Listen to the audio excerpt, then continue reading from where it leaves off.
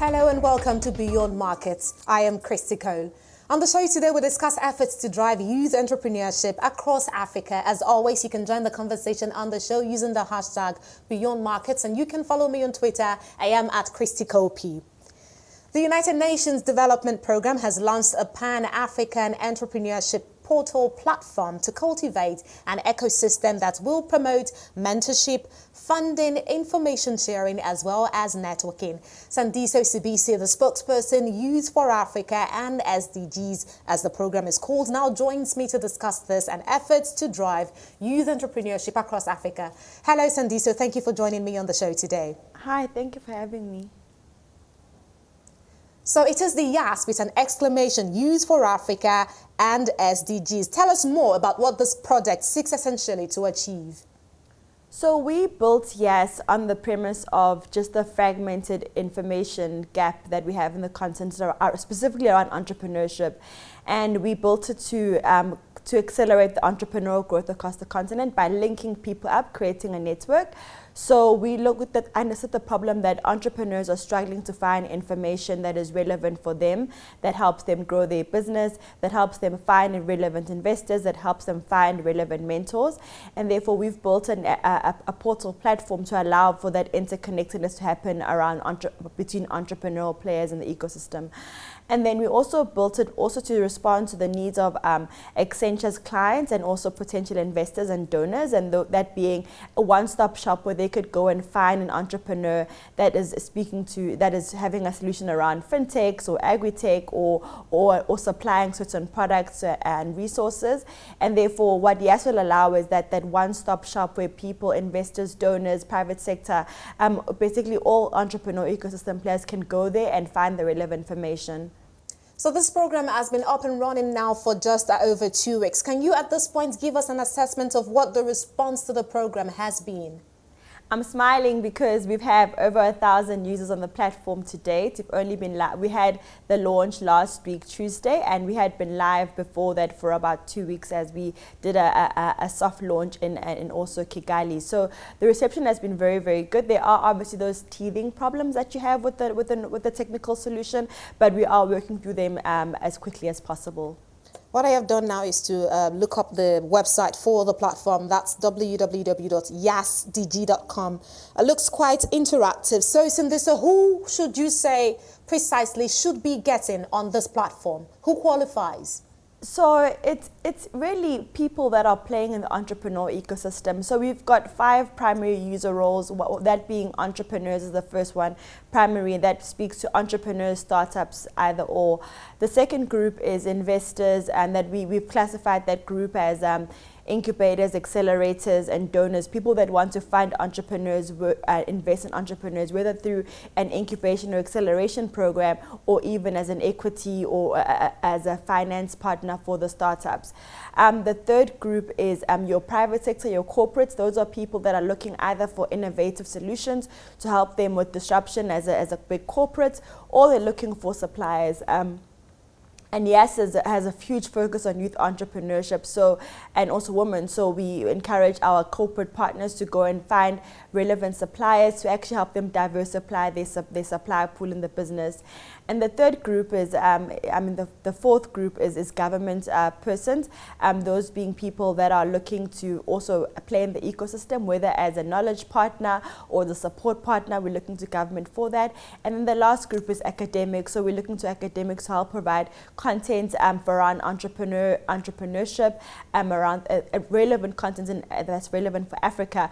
Because what we're finding is there's lots of information around entrepreneurship, but it's not really Africa specific or Africa relevant. And really we're looking to local academic partners, whether it be a university in Nigeria or in South Africa, that can really help us grow that knowledge content around entrepreneurship on the continent.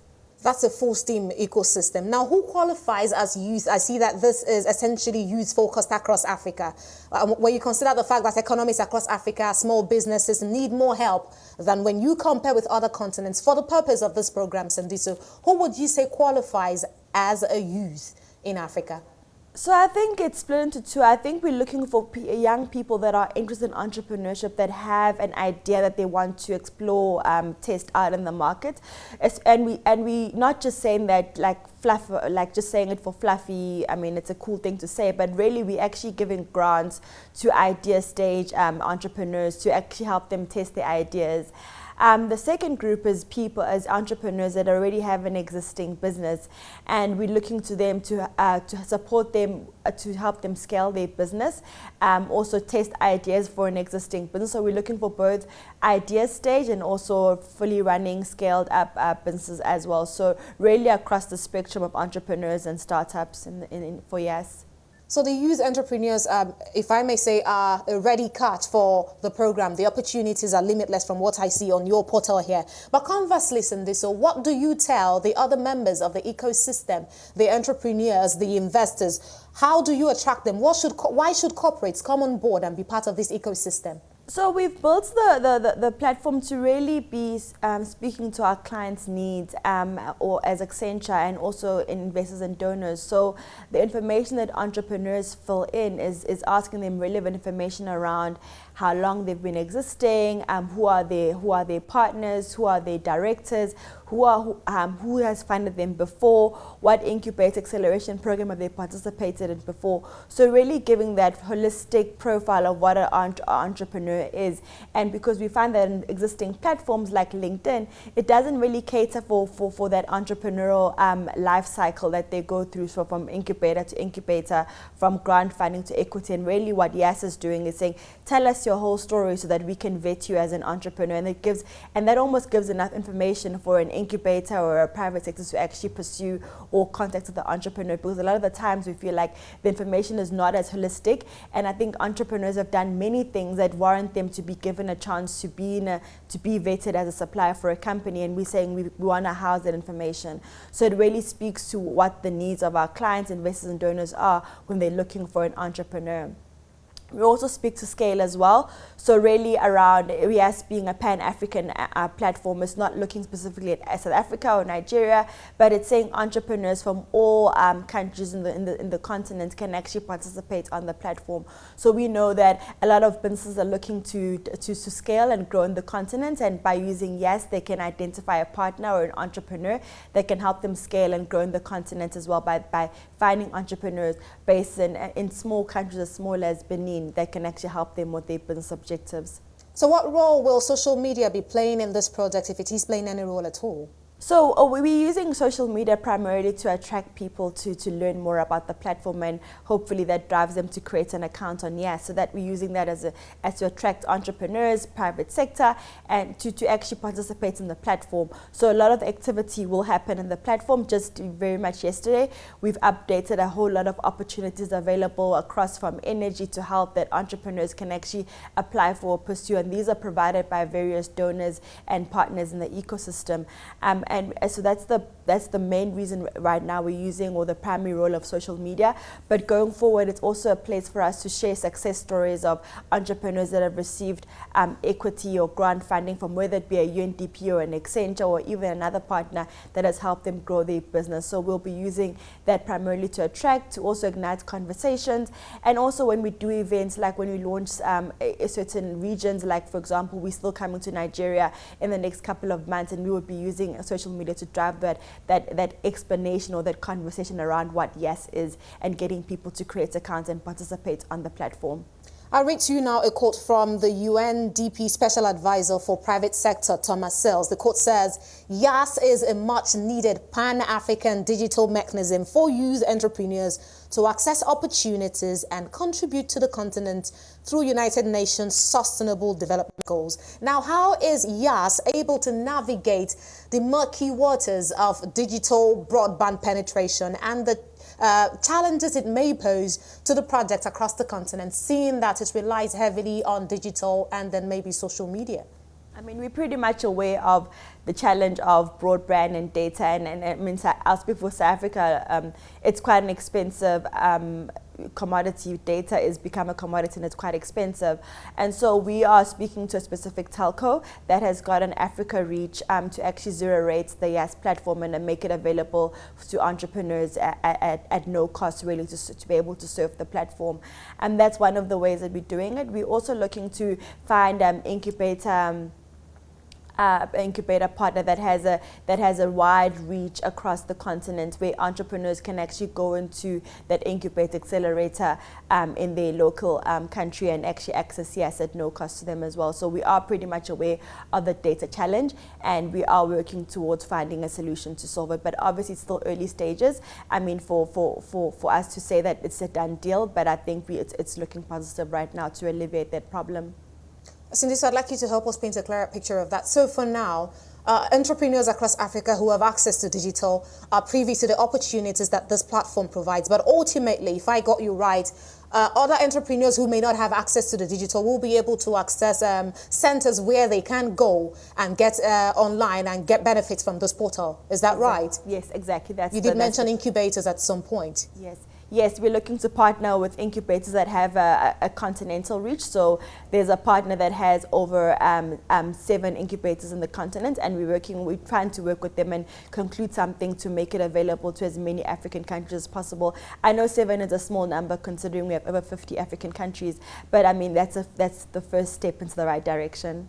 Seeing that this program specifies opportunities for contribution to the development of the continent's growth through sustainable development growth, what projects come to mind, or what projects are of particular interest to this platform? So we've chosen sustainable development goals, well, firstly because UNDP is primarily focused on speaking to Agenda 2030 and addressing these challenges that we have as a continent. And so that's the UNDP aspect. And also really the sustainable development goals, there's 17 of them. So they cover basically all the sectors you can think of, from anything from water and sanitation to infrastructure to innovation to health to education, and those are all societal issues that we're dealing with as a continent. And really we're looking to solutions to help us drive this change we want to see in Africa, and that is why we've driven it by using sustainable development goals. So we're saying we're looking for impact, but we're also looking for profitable businesses as well. So it's very much a social entrepreneurship, but also speaking to profit margins that are also quite important for the economic growth of this country. And it's specifically looking at like NGO or charity related causes like that we typically see them as being health or education, but it's looking at real industry sector challenges that we have as a continent, and we're hoping that young entrepreneurs can actually help us address them. I see that the portal platform will be activated according to the statements in the East, in the West and Southern Africa. When will North Africa be able to benefit from this platform? So the dates that we're looking at for North Africa is around October, and the dates for West Africa, Nigeria, it will be around November. So those are the intended dates for activations in those locations. But obviously, we will have more concrete information closer to the time in the next month or so. I think we'll have more concrete information on that.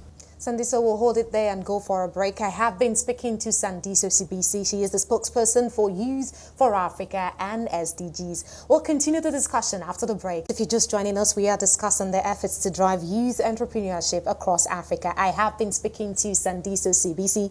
She is a spokesperson for Youth for Africa and SDGs. Sandiso, thank you for staying with us on the show. Thank you. So I'll take you a few steps back now. Why this intervention by the UNDP? So we did a lot of research, and when I say we, I mean the UNDP primarily. They spent about 2 years understanding what young entrepreneurs need on the continent. And 4 things was glaring at them, and that being firstly the lack of information. So when you start a business, do you know where to go to? Do you know how to build your board of directors? What are you looking for when you're building a board of directors? Do you know if you must register it as an NGO or is it a PTY? So we found that a lot of entrepreneurs do not know what the next steps in actually building a business, well, the correct steps of getting the right advice. And therefore we spoke to information, and therefore we feel the learning part of the platform does provide and speak to that need.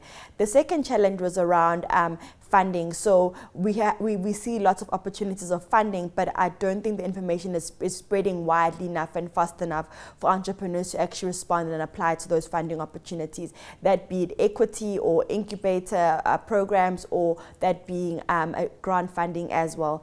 The third challenge was around networking. So we saw that entrepreneurs are not understanding what conferences, forums are happening, that they can actually join and be part of those conversations. And really those in networking opportunities are there for entrepreneurs to meet people and create relationship, and thereafter create business for themselves. So we wanted to announce and share networking opportunities for entrepreneurs.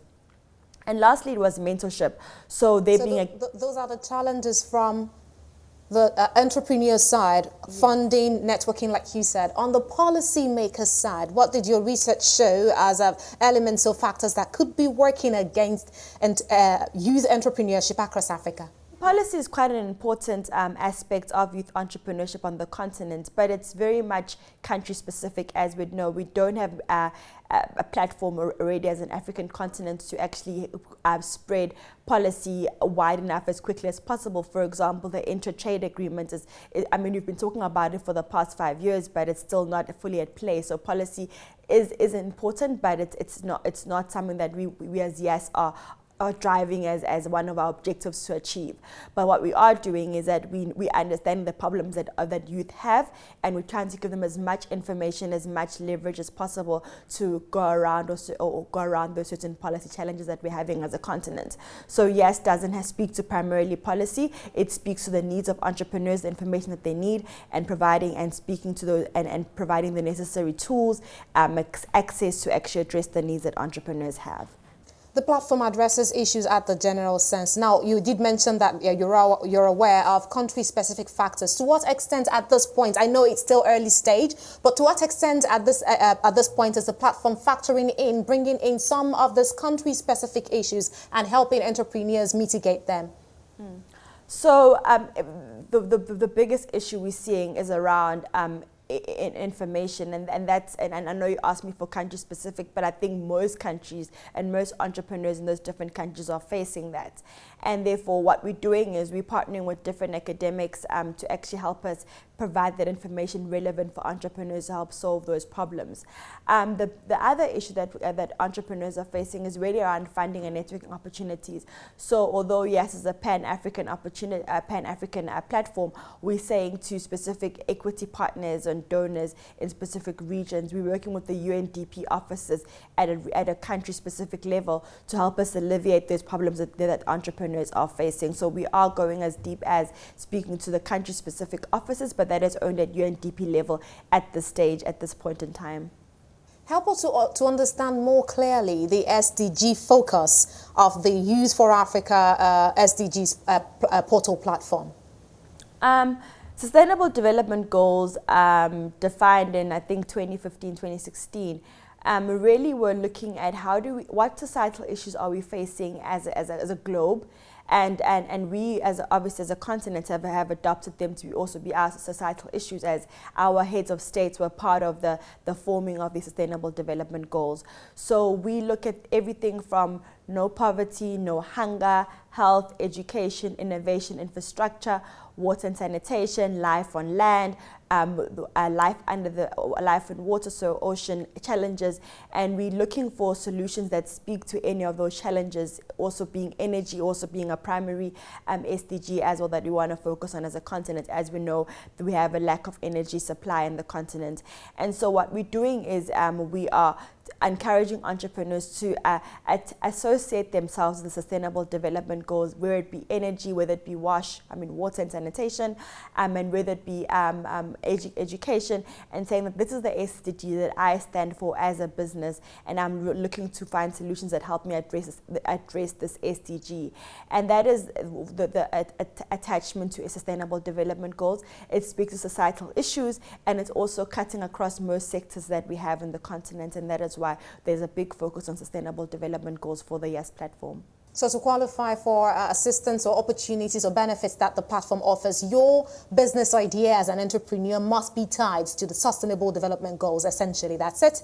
That's primarily for UN funding, so United Nations Development Funding, whether it be from UN Women or UNDP. That is their primary focus as an organization. However, for example, if there was to be another private sector company, like for example Glencoe or AB InBev, that had a different agenda that wanted to fund entrepreneurs, will not prevent them from using the platform, because the platform is there to actually empower and accelerate entrepreneurial growth. We would therefore engage them on that on that challenge that they're trying to address as a society. I mean, but obviously it can't be. We don't support things like crime or human trafficking, the normal things that people don't support, so those will not be entertained on the platform.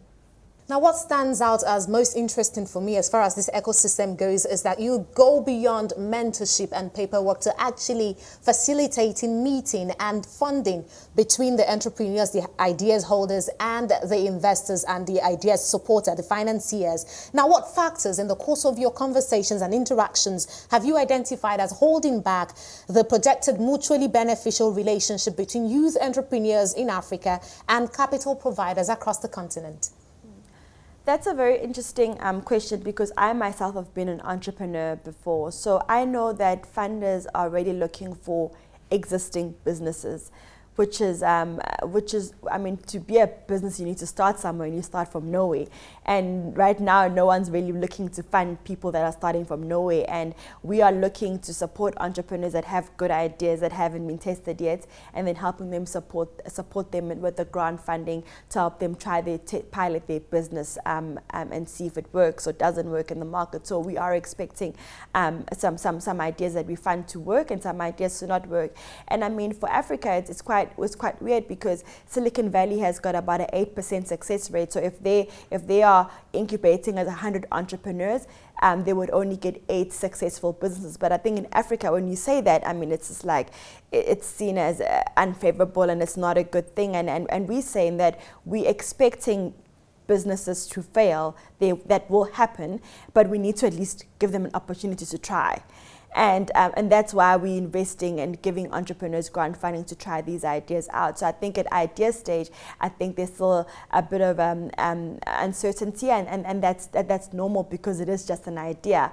But we're saying we want to give entrepreneurs that have proven themselves to have a sound plan that is speaking to specific markets, a big market that can address a big problem, to help us achieve the sustainable development goals that we have in mind. So we're really looking to find entrepreneurs at idea stage. And I think the next part that the next bridge entrepreneurs need to get over is really, once I've been a business and I've piloted and I've tested and I'm gaining a market share, it's that missing middle. So those entrepreneurs looking for funding anything between 100,000 USD to about 250,000 USD.